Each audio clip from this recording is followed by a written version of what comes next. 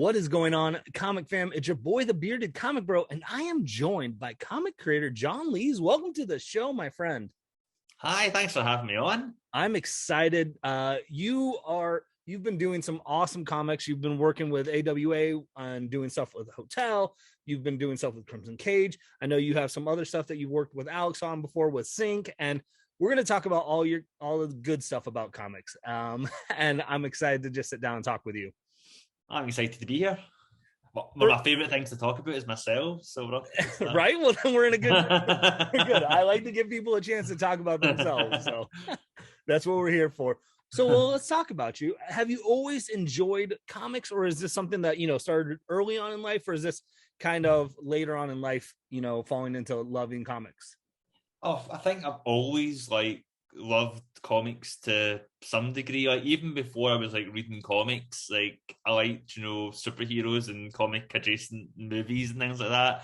I remember watching the 1989 Batman when I was maybe 4 or 5 years old. I think I was too young to go see it in the cinema, but I got out of the video shop and it was love at first sight. And even when I was a wee kid, I was kind of a little horror loving weirdo, so I think the kind of spooky sensibilities of Batman won me over as well at the time. And as soon as I was able to start reading the books, I picked up here in the UK, we don't really have as booming a direct market, at least we didn't back then. There's a lot more comic shops that popped up, but I first got into comics in the newsstands when we'd have these little periodicals which would serialize old comics into magazine format, or there was special ones that were just made tying into the animated series. It was a Batman animated series comic, or a Spider-Man cartoon comic back when the Spider-Man comic came out. And I remember if you ask a lot of British kids around my generation, growing up in the 90s, they'll all say that they loved Sonic the Comic, which was a Sonic the Hedgehog themed comic, which had all these upstart comic creators like Mark Millar and all that first got cut their teeth, making that. But I didn't know that. I just thought it was stories for Sonic the Hedgehog. But and then from there, obviously as I got older, again, the direct market stuff. I remember reading Nightfall and it blew my mind. And then after that, I've just never stopped. Nice. It's so cool to hear. First and foremost, that you fell in love with Batman '89, because I definitely was not allowed to see that at that age. Oh yeah, no, my mum and my family let me watch anything. I remember probably in hindsight, Batman Returns with the Penguin and everything, would have been way too intense, but no, I just loved it. I didn't care. Yeah, that was my mom wouldn't even let me see Batman Returns. She's like, it's too grotesque. No, you're a kid. So my first Batman movie in the theaters was Batman Forever because of that. So. And the thing is, I remember having a local video shop on the street where I lived, in Main Street. It was a 5-minute walk to this video shop. So even when I was a little kid, it was still easy enough, just walk across to the video shop and get stuff. This place was very permissive. I'd go to the video shop and I'd come home with Peter Pan and Maniac Cop 3 Badge of Silence, get 5 years old, or Child's Play 2, so I was happily just watching the weirdest stuff when I was a kid. And I think the kind of healthy thing is my mum, rather than saying you can't watch that or that's bad, what she did instead was after I watched Nightmare on Elm Street 4, The Dream Master, she'd then if Z was on the telly, she'd go, see that's Robert Englund, that's the actor who plays Freddy. So I wasn't scared of it. I knew it was all make believe from a young age. So yeah, that's awesome. She's like, corral the fear for you. That's sweet. That's good. That's awesome. So where was this shift then? I know you said you got into wanting to draw, and now you aren't drawing your comics, so you're doing a lot more of the writing side. So how did you get into writing comics then? Well, funny enough, right, if you're to look at if you're to flash back to John Lee's and I say primary school, I think you call it grade school in America, but when I was a young kid in school, I had like a whole library of like comic books that I'd made myself, and I wrote them and drew them like both very badly. I remember I had a hero called Blade, who I think I wrote issue 1 twice, and then just to try, I was already doing retcons before they were cool. I think his origin was he was like a janitor who fell into a blade factory and came out covered in blades, but so I was always like, I had the idea of like, doing comics when I was younger. But then obviously like that kind of drifted away when I realised I wasn't much of an artist. And as I got older, like into like high school age and like into university age, I was thinking I wanted to write films and I was going to be a screenwriter. And I remember when I graduated from university, I had like all the budget put together for a short film, and like, I'd written a script for it and all that. And then the location fell through and everything went wrong, and I lost the opportunity. I was kind of like a loose end on what am I going to do now. And it was a friend of mine who was an artist. He said, and he's one of the only people that I knew at the time in person who also read comics. And he was like, I'd like to make a comic. Could you write a comic for me to draw?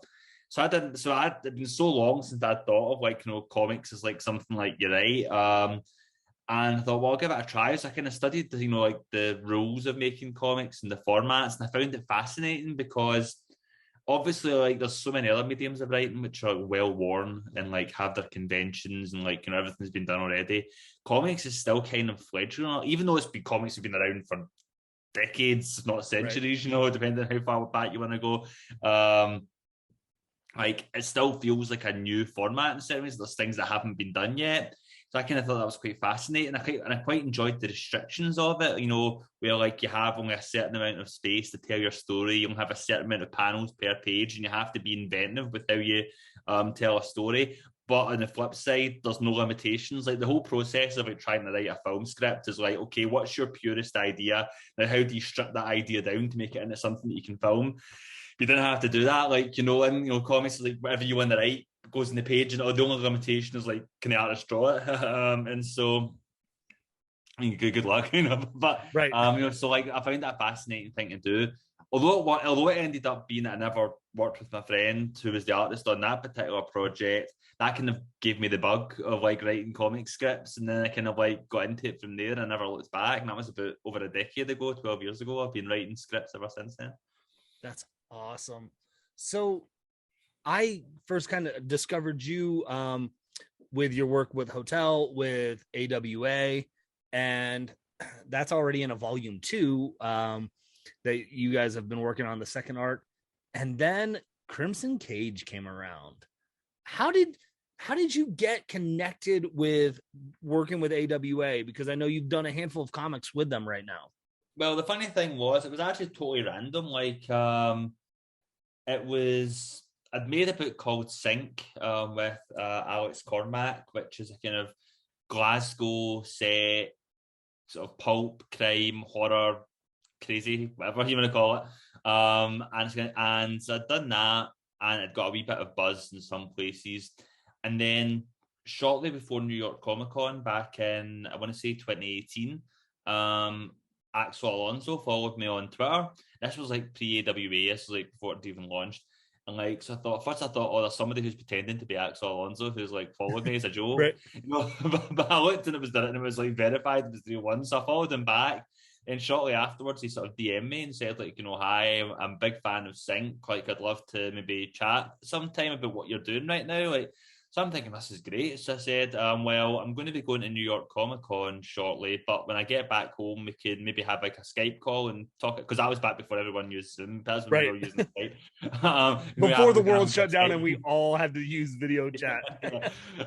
So I said, I'm going to have a Skype call when I get back. And he's like, well, I'm in New York, so why don't we meet up before the show? So it ended up being that for all the years I've been going to New York Comic Con and trying to like meet editors on the show floor, like I had like my biggest ever meeting like in a wee Italian restaurant like the Tuesday before the convention, and like so I met up with Axel and we were talking, and he started saying about we're going to be starting a new company, which is AWA. And he's like, we're looking to kind of bring in like, up and coming creators and people who like, are doing interesting stuff. And like he said, I think like, you're doing interesting stuff, and I'd love to see like some ideas from you, which is kind of weird for me because I'm so used to like having to like pitch stuff and trying to like fight tooth and nail to get people to pay attention. So here was somebody that was saying, send stuff to us, we're actively interested in seeing what you know. So it was my first experience of kind of like pitching on spec and coming up with an idea for a publisher. So like what ended up happening was, based on those conversations, some of the things I picked up just from talking to Axel was, one, he'd said he loved the anthology format of Sync and he wanted like more anthology type stories. He said he was, when we were riffing on ideas, he said, I'd love to see something set like in an old motel. I think he was thinking like in a kind of like crime context, like kind of like a noir in an old hotel, but my mind instantly went to horror because that's how my brain works. And he also said, if you've got anything with clowns, because like there's like a major part of Sync is like there's like these dirty clowns that drive around in a blue van kidnapping people. And he said, if you've got anything else with clowns, and the first thing that came to my head was, I'm fucking sick of clowns. The last thing I want to do is like another clown story, you know. I'm done with clowns. but then became a challenge. I thought, well, what's the most different type of clown I can do from like these grubby street clowns, you know, that are in Sync? And then started thinking like Commedia dell'arte and like all that kind of stuff, like that tradition. And so then what ended up happening was I came up with this idea, a horror comic, which would be an anthology series set in this old roadside hotel off Route 66 that officially doesn't exist. You won't find it in any map, but perhaps if you're driving alone down the highway at night and you see this sign, you'll take it and you'll end up there. So I sent him this pitch, and the pitch was called Next Exit, No Vacancy. And so like Axel looked at that and said, that's the title, we'll come up with something snappier. So it was actually Axel that came up with Hotell with the two L's, and right away he described it and he said, and it's like a sign and the O and the T are blanked out, so it's like hell. And I said, that sounds good to me. And then like, so we started developing it, and they loved the idea, he loved the stories, and like we were off to the races. And like I say, it's weird because normally I'm the person who has to assemble the creative team for a book. But for this, it was just like a Word document I'd sent them and said, here's my idea, and they put the team together around me. So it was all, so I'm the least established person in that team. There's Daryl Bertalic, who's done like Deadpool Kills the Marvel Universe and all these big books. Who's he's the artist, and you've got Lee Lowridge, who's like done all these Marvel DC credits and colours, and Sal Cipriano Marvel DC credits on letters. And like then there's like me, who's like Joe Nobody. So I know I was a bit daunting, but it was exciting as well to kind of work with all these talents. And we put together, I think it was a really fun book. And it was kind of weird because I wrote all the scripts kind of like in a bubble in isolation. And then after I'd written the scripts, then the editorial team sent them to Dalibor and he drew them. So the first time I met Dalibor was New York Comic Con 2019, when I'd already written the whole series out. And like, so we hit it off when we met in person, and we got on great right away. So that's one of the things I really enjoyed about doing volume 2, which was now I knew these guys and I could write for them, and I could message Dalibor on Twitter and go like, what do you want to draw? Like, you know, and that makes it a much more fun process. But yeah, no, so that's how I kind of got involved with AWA. Doing Hotell for them, and then after Hotell did really well, it ended up being, I think Hotell ended up being AWA's like second best selling launch title after The Resistance. And like, you know, so I think, you know, they were pleasantly surprised. I was pleasantly surprised. So they're kind of like, you know, what else have you got? And the Crimson Cage was like an idea I've had nurtured in my head for years, so that was the next thing I pitched to them. You know, I pitched that, and then they wanted to do it after Hotell doing well, and the rest is history for there. That's so funny. It's I love that Axel wanted to typecast you as a clown comic creator. Like, all your comics clown boy John Lee. You know? And then again, I say I hate the clown stereotype, but if you look at my profile picture on Twitter, it's me next to a clown. So obviously I'm leaning into it. You're embracing it. Well, it's funny because I had Dalibor on my show a couple months ago. We were talking about Hotell, and one of the things he mentioned that I thought was so cool was when drawing for the Hotell, he mentioned how it just felt like it was the hotel itself was a whole nother character, like in and of it. And I think that was a testament to your writing of the book, of how, you know, the places can feel like characters sometimes. And I think you did a wonderful job of scripting that into that. I think it's like what makes that book though is that it is Dalibor's art, because obviously I've worked with all different types of artists. Like I've worked with like great artists like Ian Laurie and Ryan Lee, who have this really intense psychological style. Everything's a bit abstract and the characters are kind of twisted and it feels very nightmarish and dreamlike just in the visuals. But that wouldn't have worked for Hotell, because Hotell, you need to have someone like Dalbert who has this eye for fine detail and who can draw really naturalistic settings and characters, because it feels so grounded, naturalistic. When the creepy stuff starts happening, it feels all the more like, you know, alien because of that. Yeah, it was well done through and through, and I'm so excited for its success, because it allowed me to get exposed to your work, and then it allowed the world to get a chance to experience Crimson Cage, which I like Hotell, I like it a lot, but Crimson Cage was the one where I'm like, chef's kiss. Like, it was fantastic. So you said that you've had that idea for a while. Why don't you share with, if someone hasn't read Crimson Cage yet, I know the trade's coming out this week when we're dropping this video. What is Crimson Cage about, and how did that idea come about? Well, the Crimson Cage is a retelling of William Shakespeare's Macbeth, set against the backdrop of 1980s territory pro wrestling. It tells the story of Chuck Frenzy, who is a beloved local hero of a small-time Louisiana wrestling promotion, who's a big fish in a small pond, who's kind of bristling at the lack of the ceiling he's hit, and he kind of wants to go on to bigger and better things.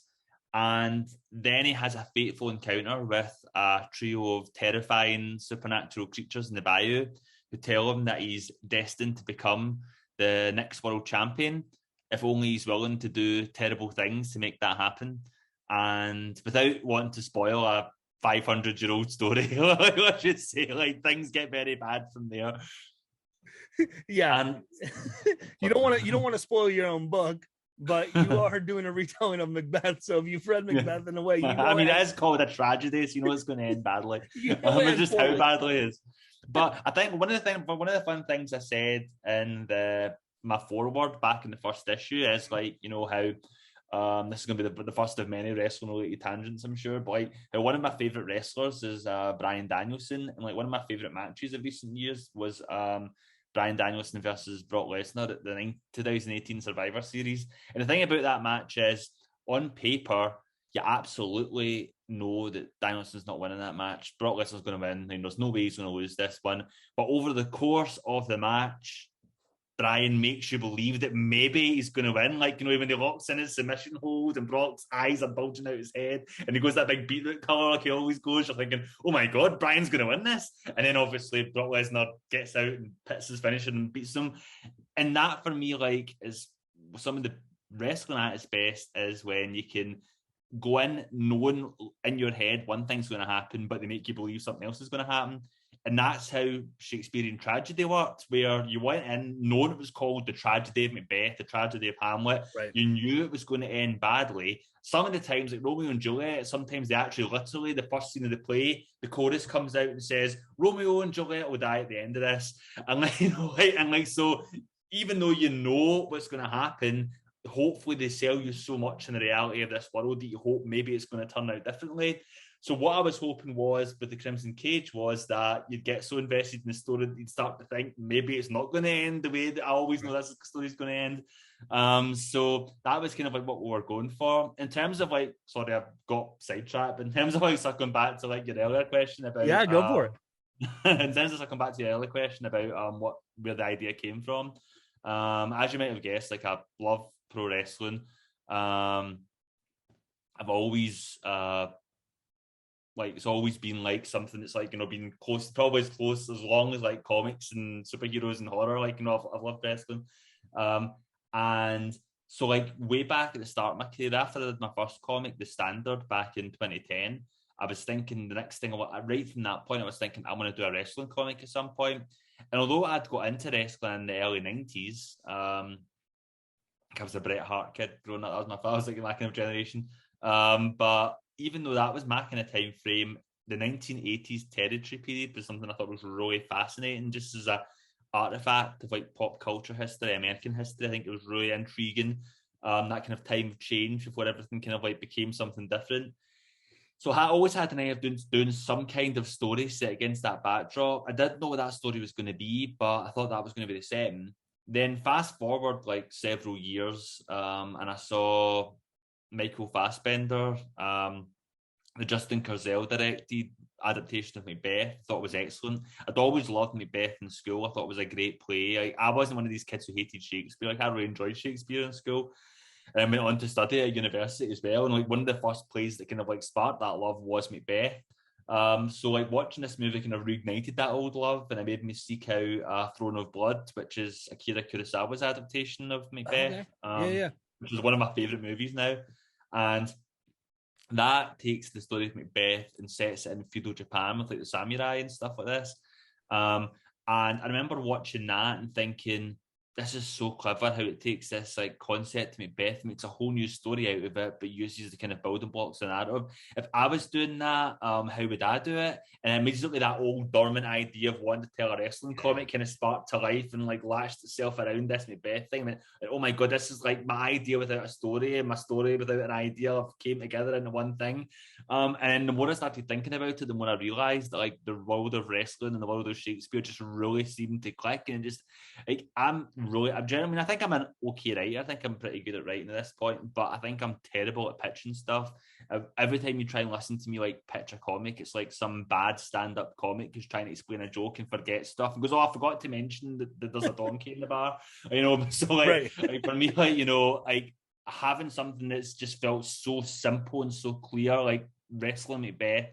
Like, you know, you tell somebody that and either they're going to like it or they won't like it, but they immediately right away in one sentence they're going to know what their opinion of it is. So I was really pumped about this idea. And as soon as I started sort of like developing it, I kind of couldn't let it go. And like I was kind of like, I kept on going back to it and I kept on line up. But even I was trying to do other things, like, you know, this is going back as early as like 2017. Like even I was trying to work on other comics. I kept on coming back to the Crimson Cage. This was like the idea that they need to exist as soon as I'd made it up. So I started talking to Alex Cormack, my sync pal, about it, and he's like, you know, well, why don't I draw it? Because you know, because Alex, if you don't know, Alex is a machine. Like he regularly does like 3 or 4 books at the same time at any one time. So even though he was already doing sync, he's like, I can do Crimson Cage as well. And so like yeah, and then from there we kind of put together a pitch package very tentatively. We put it. I think we brought Hassan Otsman-Elhau in as a letterer, Ashley Cormack, Alex's wife's the colourist, and Hassan put together this amazing pitch package, which had like, you know, it was done with an old 1980s pro wrestling card with like, you know, the kind of like the, you know, the big banner signs and like, you know, the profile pictures, then like the wrestler, you know, things, and like we sent it a few places, and folk just weren't interested. What I kept on hearing was, folk would like, yeah, we love the pitch, but either they thought wrestling doesn't sell, or they'd say we've already got a wrestling comic in the works, so we can, you know, that was the two things I kept on hearing. And so yeah, like ended up being like, you know, so I thought, well, what are we going to do with this? We really want to get it made. I don't want us just to sit on the shelf. And then thankfully WA came along, and it was just a perfect thing of having this thing ready. Like, you know, we pitched it to them and they were right away, they were like, yes, let's do it. And then it was a kind of lengthy process because originally I'd written it. I think I had a 10-issue series at one point. Like it was going to be like 2 issues per act, and they kind of talked me down to 5 issues. I think it actually worked better for the pacing of the book, made it tighter. And we kind of like did some back and forth and like what they wanted from the book before it was ready to kind of like, you know, get officially greenlit. So we did all that, and then there was kind of a lot of back and forth with the contract and stuff, and talking about like what was the best deal, etc., etc. Then finally, on February 2020, we signed the dotted line, and it's like, this book's happening. And I was so relieved after all these months, like, you know, of like negotiation and discussion, and then like the years of like trying to find somewhere for it before then. And I was like, and I remember I saying to Alex, literally, I said to him over DM, unless the world as we know it collapses, this book's definitely coming out in 2020. And then like 3 weeks later, like, so I think it's my fault. So the pandemic is your fault. It's my fault. You spoke it into existence. I spoke it into existence. So yes, there was a long time when the book was in limbo, and we were waiting to find out if we could start work on it. And then finally, at the end of 2020, it was like, yeah, things are go again. And we found out the release date was going to be December 2021. And yeah, and it's just so it's like after all that time, like, you know, willing this thing to exist and just like aching for it to be real, to finally get to the point the first when I got to announce it in September.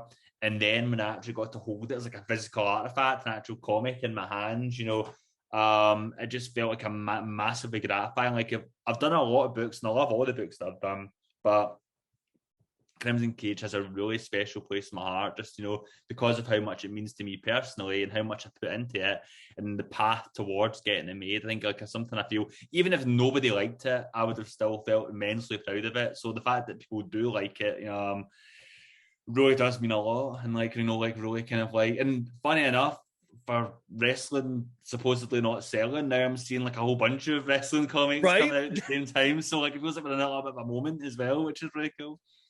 You're in the sweet spot now, because it seems like every publisher has a wrestling book now. Yeah, I know we got in there just, you know, like you're like you started the trend. I love it. Well, this is so fun because you mentioned earlier how in the first issue you kind of have your letter talking about how the idea came about, and you mentioned that match, and I've never gotten to prep for an interview by watching a wrestling match, but I went back and watched that match just so I can, like, I wanted to see the inspiration of, you know, like what was there for you. And the idea is it's so fresh, of, like you said, of how, you know, how the ending's supposed to happen.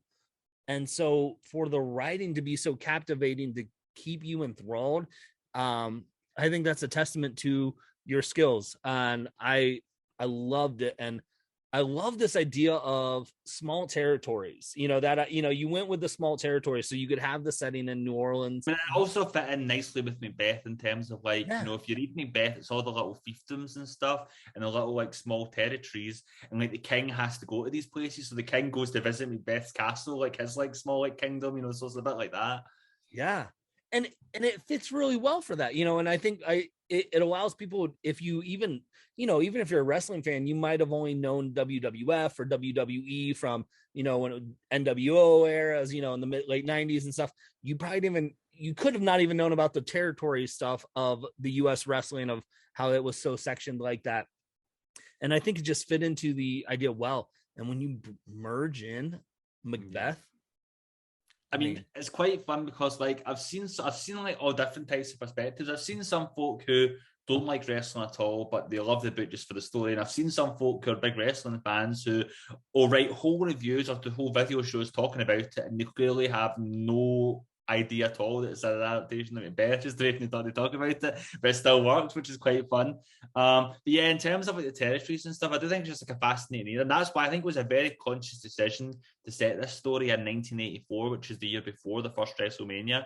So this is like, that was a turning point where everything started to solidify, like, you know, in the territories as we know it were kind of like going away. So I thought like I wanted to kind of really get into that point, the apex of like the wrestling territory system, and it was just a fascinating period of time to immerse myself in while I was preparing like work on this book. Like I went back and I watched like a whole bunch of like, you know, early 80s Mid-South and Mid-Atlantic wrestling, and like I watched like the first Starrcade, and I watched, you know, like, and obviously like the Crimson Cage event is essentially just a pastiche of like the first Starrcade event. And they're talking about like, you know, doing it through closed circuit television, like pre-pay-per-view even. And like, you know, and like, so that was like, you know, that was very much the inspiration. Then like, you know, like when the actual final climactic match, the Crimson Cage match between Chuck Frenzy and Emmett Crow, that was based on primarily the Magnum TA versus Tully Blanchard, like I Quit cage match from like Starrcade 3, like in 1986, I think. You know, so like there was a lot of kind of like work put into like, you know, trying to make it all feel like authentic as I could. That's awesome. So you're a big pro wrestling fan. Has that, you know, is pro wrestling big across the pond? You know, I know because of the US territories here, you know, over in Scotland, like, or was this kind of like a niche thing that you got into? Well, I think like, you know, very much like the UK is like a microcosm of like the US in a lot of ways. And I think it's the same thing where like wrestling was really big like in the late 90s, you know, and then it's kind of became less big since, you know, or it was very big during the Hulkamania period, it became less big since. But unless you go back to like the very early days, like long before I was born, like 1970s, when you had World of Sport, where British wrestling was on like prime time television with Big Daddy and Giant Haystacks. And I honestly, like, I mean, I've done a lot of British interviews, even still, like, people like, or wrestling like Big Daddy, just totally alien to my frame of reference. But other than that, like, if you're talking about like being a wrestling fan in the UK, because of the time zone differences, every single time there's like a wrestling pay-per-view on, like on a Sunday night, over here in the UK, it's on at 1 a.m. It starts, like, and you're having to sit up to like 3, 4. So that very fact of that makes it more niche, Right. so. But having said that, like, there has been, like, especially in recent years, been like kind of like a many other, or before, at least there was before the pandemic, there was like a mini boom, like a British independent wrestling scene, and like more and more you're seeing stars kind of coming from like the UK, like Zack Sabre Jr. and like and then you have like in WWE you have like Drew McIntyre, who's like a Scotsman, And and so Finn you have like Balor's a over lot. from the UK too, is Yeah, he's in Ireland. Like, so you have like a lot of like people like so it is kind of like you can see it. There definitely you might not be as big as it is in America, but there definitely is a following. There is an audience here in the UK for wrestling. Yeah. Well, yeah, I mean, you mentioned that, and I think Becky Lynch was, from Yeah. like, and they're taking over as stars as well, and then so it's so cool to see how that then pairs with your love for Shakespeare. I Well, the gotta funny ask. thing is like I think I've given, forgive me if I've said, if you've heard this Go before, for I've it. said this anecdote in a couple of like podcasts, but um for me, one of the things, like, I studied Macbeth like at university level, not Macbeth, Shakespeare in general. I Okay. studied Yeah. Shakespeare at university level, like, and one of the things you learn is Shakespeare is very different from what we think of as Shakespeare. Like nowadays, we think of Shakespeare as like prestige theatre. You'll go and it's the big like proscenium arch stage, like the Royal Shakespeare Company, and you'll watch Ian McKellen and Patrick Stewart, or whoever else, and it's very highbrow and very sophisticated. It's like the apex of art. But back in the day when Shakespeare was actually alive, it was the most populist you could get. What actually happened in the time, like this is like the 1600s, like whenever Shakespeare was alive, London's this kind of like bustling city on the rise, and like if you wanted to go out for the night at the theatre, like people would like dress up and they'd leave the nice kind of like modern metropolis and they'd cross the bridge over the Thames to the Thames, sorry, to the other side of the bridge is like the dirtbag side of town where everything's like just like totally decrepit. You've got like the seedy pubs, you've got like the cockfighting rings, you've got the brothels, you've got the opium dens, like and right amidst all this depravity, in the middle of it all, you have the Globe Theatre. So you'd go into the Globe Theatre, and in it there's like pure drunk, rowdy people having fights in the audience. You have like prostitutes filtering through, like selling their wares. Everyone's getting really rowdy, and it's not like the stage is not like a proscenium arch stage that we think of as a stage. It is a curtain the folk walk through. They walk down a ramp into this kind of big square that's in the middle of like the stage, where they're surrounded all around by like the audience, and they're all getting really rowdy and they're cheering for their favourites. They're cheering the good guys, booing the bad guys, and they're kind of like heckling, starting chants. And like the actors, because of this atmosphere, have to act really big and really physical to play to like the back end of the crowd. If anything, it's more like a wrestling show than like like what we think of as modern Shakespeare productions. So like there's a kind of real kind of like nice parallel to that, and also just in terms of like the story. I think a lot of folk think they don't like Shakespeare. Then and a lot of times they think they don't like Shakespeare. They've actually probably seen a good few movies that were just adaptations of Shakespeare and they didn't know it, like 10 Things I Hate About You, like or The Lion King, like, and like so these stories are timeless, and and I think that's one of the things that's fun to show with putting them in a wrestling context, that they still feel relevant even when you kind of like take away the dialogue and you take away the setting and make it something new.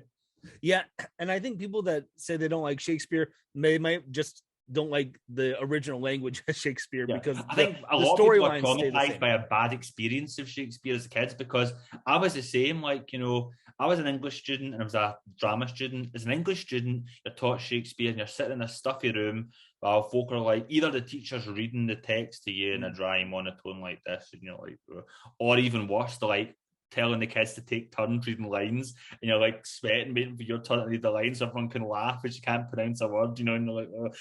So folk have that memory of Shakespeare. But as a drama student, I got to go to plays and I got to watch like like Hamlet performed live. I got to like direct a scene, from Midsummer Night's Dream as like a kind of like assignment in advanced higher drama. Like, and when you're seeing it performed and you're hearing this stuff spoken, like, it comes alive in a way it doesnn't, when it's a stuffy academic setting, like, and that's what people need to appreciate. I think that's what people need the chance to see. Like, you need to see it as a performance rather than as like dry text on a page.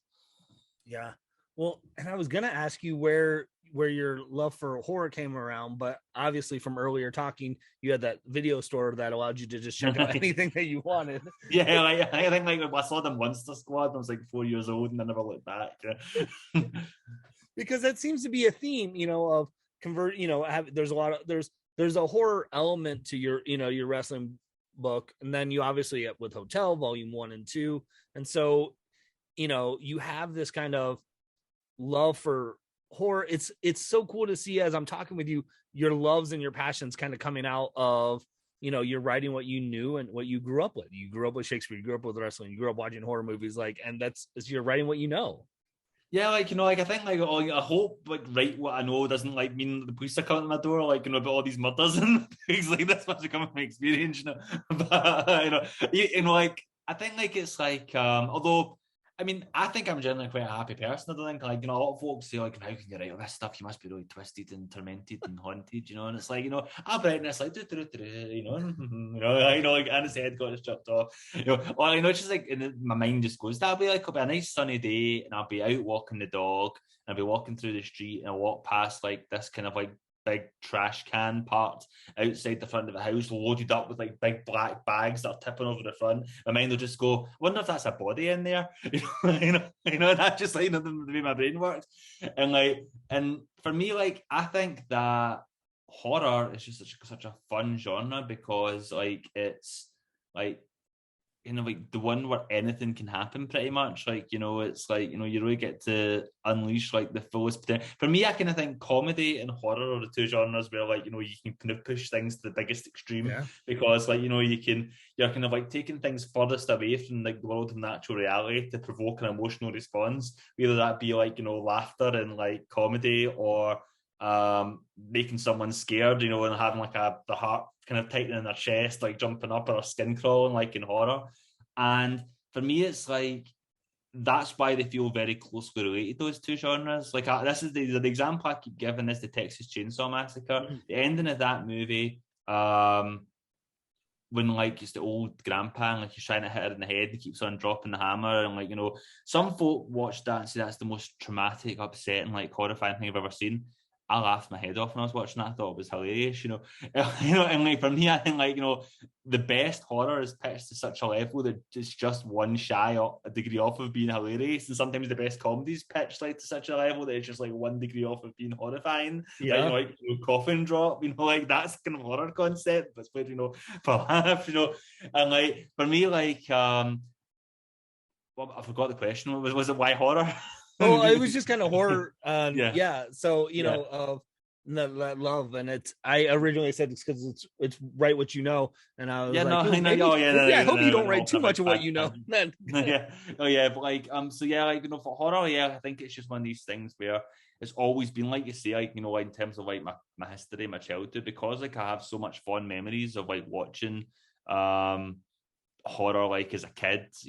For me, horror's not scary so much. It's a happy place for me. It's quite it's quite comforting. My favorite time of the year is Halloween. That's spooky Christmas. If I can get all the ghoulish decorations and put them up, and makes you feel warm and fuzzy and at home. And I just enjoy the genre. I enjoy writing it. And just as a more general observation, I do think that for me, I think it's important to kind of have a passion in what you write. I think if you can find that personal tether, and you're not just writing something because the market suggested that this demographic needs to be served with content, and it's actually because this is a story that means something to me, or this is something I've wanted to tell. That's the thing when you do the best stuff, when you're able to come from somewhere real. Yeah. So you've done a stuff in horror. And you mentioned, kind of comedy. Do you feel yourself like that's something you ever want to explore a little bit more since you say they're so tied? I mean, weirdly enough, like, some of my favorite things that I've written have been comedy things, like, and doesn't always get the same. And it's quite hard when people see you as a horror guy, like, and I'll pitch, like, like one of my favorite things that I ever wrote was like this book called Deep Ender, which is this kind of like gentle, like, sort of like sports themed, romantic comedy, about like these two people that fall in love at a swimming pool. And then people said, yeah, but it's not horror, like, so sorry, and then, or like my favorite issue ever of Sync, right? Possibly still my favorite single issue of anything that I've had published was issue 10, which is essentially just like a romantic comedy, but set like in the horror themed world of Sync, where if you've not read like Sync 10, it's like this kind of couple that go on a blind date. They're both kind of like divorcees, and like they're like like trying to meet new people, whatever, like and kind of try new things.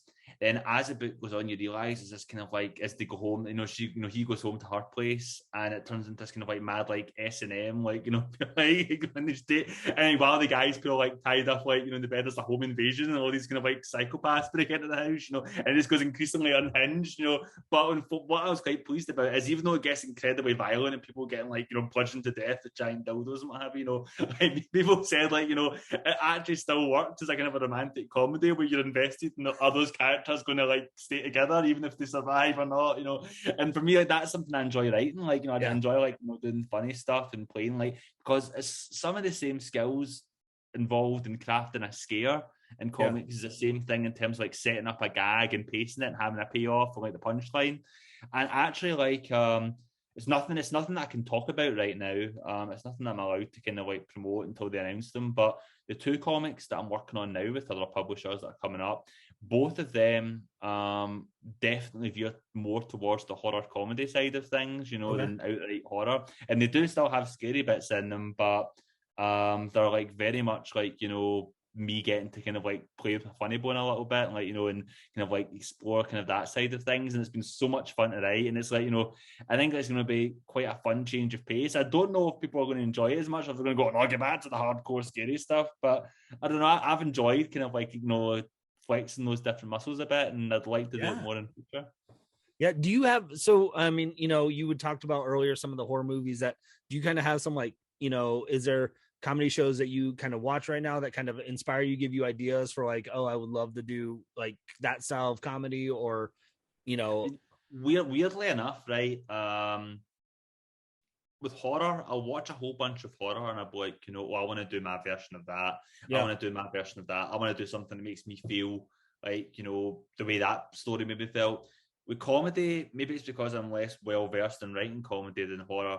But with comedy, I kind of don't have that kind of mindset as much. Okay. I just kind of sit and enjoy it as a viewer, like, and I kind of shut my writer brain off for a little bit.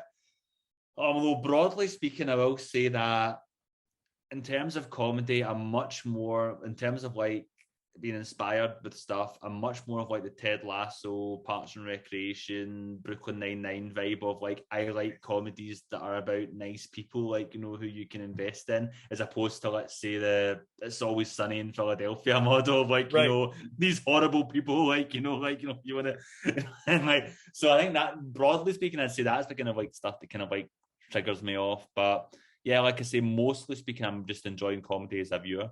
Yeah. Well, John, I have taken up a lot of your time, and I appreciate you talking about comics. And I wanted to ask, we obviously, Crimson Cage trade's coming out. Hotell Volume 2 is on sale now. Hotell Volume 2, gang, let's go. And I know you said you got a couple comics in the works. Is there anything else that like, or is it all kind of low key in the works right now? Or is there anything else you got? Yeah, well, in terms of like the rundown of what I've got, as I say, you've mentioned Crimson Cage coming out this week, Hotell Volume 2 out now. We've got a Dig coming soon, which is after a couple of years on hiatus, Sync is coming back.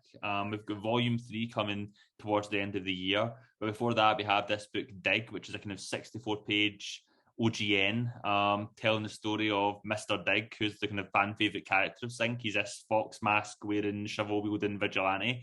So it tells a lot about his backstory and how he came to be who he is, while setting him against a new threat. Half the book's like one big crazy sprawling fight sequence, which was so much fun to write. I think folk who enjoyed Sync and have been waiting for it to come back will really like this. But also, if you're new and maybe you've only read like Hotell and Crimson Cage and you've not had a chance to read Sync and you want to know what this is all about, I think it makes for a really good kind of jumping on point. And so look out for that. So the Kickstarter campaign like finished a while back, and the book is, you know, been solicited and it's kind of set for release at some point in the coming month. I can't remember exactly when. Okay. Maybe next month. I'm not 100% sure. But like, look out for that coming soon. Then so you look for Sync Volume 3 coming out soon afterwards.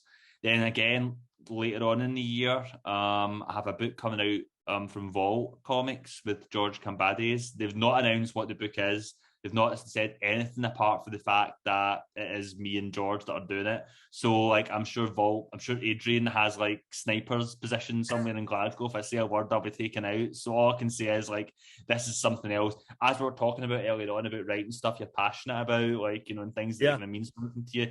This is very much one of those books. I didn't think I'd write anything as close to my heart as the Crimson Cage again, but this new book through Vault might just be something as close to me. And then I've got another book coming out from another publisher who I can't name because it's not been announced. I'm working with an artist who I can't name because it's not been announced, but again, it's a really fun book. I just handed in the last issue script for that one, and it's been a blast to write, and I can't wait to kind of tell people about that one too. So yeah, if you like me, you'll have a lot of stuff coming out in the next few months. If you don't like me, I apologize. You're going to be seeing a lot of me soon. So, well, where can people follow you with what you got coming up? So when things get announced, they know, you know, to hop on that. And my Twitter is at John Lees 927. That's at John Lees 927. I have a newsletter which comes out every Friday, but every week I have like a wee essay followed by various news about my upcoming projects and progress reports and sneak peeks and all that stuff. You can find that at deepender.johnleescomics.com. That's deep-ender.johnleescomics.com. I also have a Patreon page where I share behind the scenes content and original short stories and a whole bunch of other cool stuff for backers. And you can find that at patreon.com/John Lees. Or finally, you can get my online shop where I'm selling copies of Sync, Crimson Cage, Hotell, all kinds of other stuff, Mountainhead. You can find that at, I can't even remember this, it's johnleescomics.bigcartel.com. Okay, nice. And all the links that John just mentioned will be in the description of this video, or if you're listening via podcast, it'll be in the description of the podcast. So make sure you follow those links to wherever to get some books. If you haven't read any of these books we're talking about, go get them, because holy cow, if you're still listening and you haven't read this, you should be sold by now. So, well, John, thank you so much for taking some time to talk about comics with me. Thanks so much for listening to me. Anytime. So, but it's been a blast. So with that being said, gang, hopefully you can find some time to curl up, grab a book, and nerd out. Peace.